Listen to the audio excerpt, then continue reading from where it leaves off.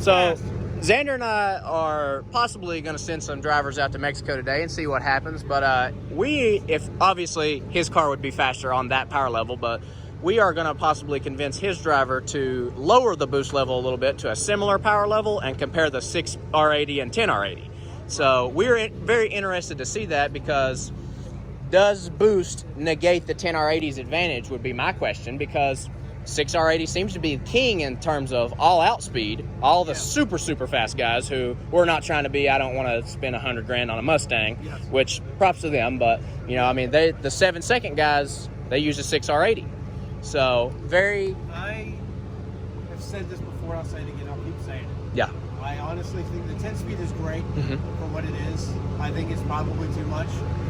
I think the Ford should have done like an 8-speed and just called it a day. Yeah, I mean, it's. I kind of look at the Corvettes, the A8 and those, the 8L90 seems to do just as good. And I mean, but the only thing I have seen is the 6th-gen Camaros. You know, they did an 8-speed to 10-speed in the mid-cycle refresh, and those cars are faster all motor. Yeah. So I definitely think for all motor cars, especially, you know, cars that like the higher RPMs, like Coyotes and built LSs with cams and stuff, I think staying up in that power band is better for it. You know, like my car, especially with the 315 gears. Did you do a 315 swap? Yeah. Okay, so we have the same gears, but originally you had 355s in a performance pack car. So, you know, especially like my gears, like my 4th gear, what do you think it goes to at 8,000? Just guess on a 28-inch tall tire. You won't guess. It's 190. In fourth. Wow. So I have more push, if that makes any sense, but Xander has more stay in the power band, but you shift more, which technically costs you time. It does. So theoretically, if we made the same power and weighed the same, who knows? Because the way I think about it is like a TH400, it's only a 3-speed. Well, remember, so like David Van Voorhis, for example. Yes. Stock bottom in, held that record for a while, big single turbo. What'd he go, 842? 820. 820, that's crazy. 820s. Now, the thing is, when he did that, remember he was stock motor, but turbo 400. Yeah. So. Which now, I'm trying to think of the name, Midnight Performance possibly, or Aldo Welds, that's who it is. He had the Royal Crimson car, one of the first fast 10-speed cars. He went 8-something, didn't he, with a stock 10-speed. So, I mean, and I believe that Edelbrock car that's the same color as that green one, it's been 8s, hasn't it, on stock? I think so. It's 10-speed as well, so who really knows? I mean, like I said, I think for NA, the 10-speed is unbeatable for this style of motor, but I think boost, it loses at least a little of that advantage. I don't know, you know? So, I don't know. But very cool to see, and you could even, if you do want to keep your car turned up, I know another white car over there that's a 6R80 that makes a lot of power. Yeah, he's so motor, 25 pounds of boost. So that car over there, guys, makes, we won't disclose, but let's just say it's very well into the 4-digit range. Yes. This car over here, Johnny's, is capable of 4 digits, much like yours, but he seems to have, I think he's a 4 fuel system, and he said he had a time with it too about getting the dual regulator. So, which, he might have some advice, I don't know. So, be cool to see, but guys, we're definitely going to hang out a little bit and hopefully drive each other's cars, or at least go for a ride, and then we'll get back. I'm excited. All right, guys, so after a fun morning here, I'm here with these pretty decent guys. I'm not going to, brag on them too much, but we have got 4 seriously cool cars here, guys. So basically, these cars are all extremely similarly set up. They're all automatics, they're all Coyotes, and they are all twin turbos. So again, next, very similar. This is an LPF low mount kit for the 18 Mustang. Has a fuel system, runs on E85, drag pack, ET Street R rears. This is my car, as you all know. Low mount On3 kit, Gen 2 Coyote, 6R80, built by the owner of that car. This, as you all know, is the famous Mr. Xander's car, and this is a Hellhorse Performance low mount twin turbo kit with a lethal performance fuel system. And now, Kevin, you're a 4 system, and so this car right here is pretty much our daddy in all this, honestly. This car right here is crazy, but it's a built motor LPF comp turbo car with a bunch of wild stuff done to it, guys. I'll get him to pop the hood and stuff here in just a second. We'll go over some of it, but it was originally a performance pack car, as you can kind of tell from that front lip right there. And so he auto swapped it. It's got a built motor, and it's got your 6767s, comp turbos, and so it's all low mount. So all 4 of these cars are low mount turbo Coyote cars, and so that's pretty crazy just in itself that we're getting to see all 4 of them here today at once. And really, honestly, it's cool to see the differences in them for cars that, again, are very, very similar. I mean, I'll show you all the back. He's on welds. Are these S550s? Yeah. Okay. And so then Xander's over here on beadlock 4-star D5s. I don't have my front race stars on, but as y'all know, I have a race star drag pack. And then Johnny over here is on weld S71s. So, you know, very different, but all similar at the same time. So this car right here, what size turbos are you? 6265s, and so you make pretty much anywhere from 800 plus, right? So we won't disclose the exact numbers, but he makes anywhere from 800 plus. I make right at 800 to the tire because I don't have a boost controller on 12 pounds. Xander has 6467s with a boost controller, and right now you're limited to 11-ish pounds on the E85 until you get it 100% figured out.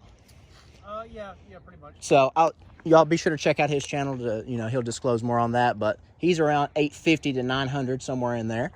And then this one here goes up pretty high. So it's untested, but let's just say it makes in the low to mid 20 pound boost range. So I'll let you all guess for yourselves on that. But this, you haven't really even had this new setup at the track, have you? No, I haven't. So all these cars are kind of similarly untested because Johnny didn't have much luck with his. He was having problems with getting off the line. My car obviously hasn't been to the track since this Corona thing. Xander's went to a couple tracks, but now he's on E85, so it's going to be a totally different car.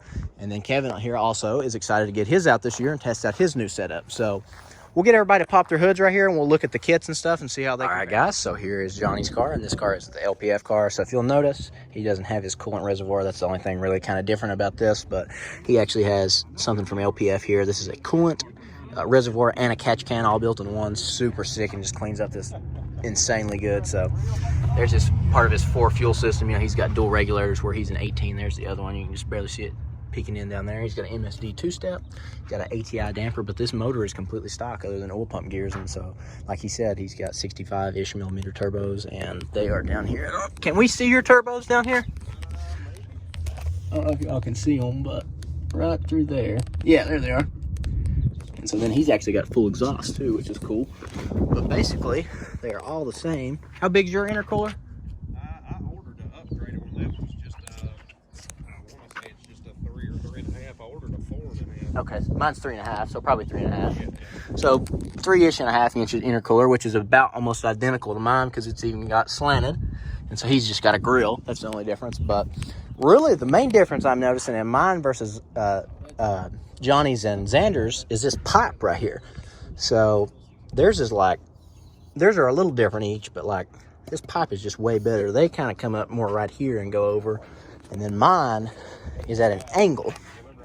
So I'm not real sure about that, but you can see mine kind of hits the hood right there, which 18 intake manifold, which is why it comes up like that. But as you all seen my car before, so I won't go in depth on it, but basically my car looks almost stock. I just have my side lead fuel system regulator over here because I'm a Gen 2, only have one JLT catch can over there. But honestly, you know, pretty clean engine bays. You know, we'll compare. Johnny's obviously looks a lot better with that all-in-one thing over there, but I'm really digging that actually now that I'm looking at it because there's so much space right there. So then you can see my intercooler is actually powder-coated black, which I like. So then Xander's car over here, again, his boost pipe right here, or whatever you would want to call that right there, is a little different. So his comes straight up, kind of like Johnny's, but then it's all the way straight over and then straight in. So Xander just got Lethal's Division X fuel system for the 18 and up Mustangs. And so again, dual regulator, so on each side. So there's his vacuum lock because he runs a boost controller as well. And but he's got, you can barely see it right there, the red, he's got the BMRK member on his as well. So his motor actually sits about a 1/2 inch lower. So we're not trying to get down here and see his turbos, but right there are his turbos. And so you can see all his is black stuff. It's like black anodized steel. So it looks really good. But again, all very similar concept. And so then we will go over here to Kevin's.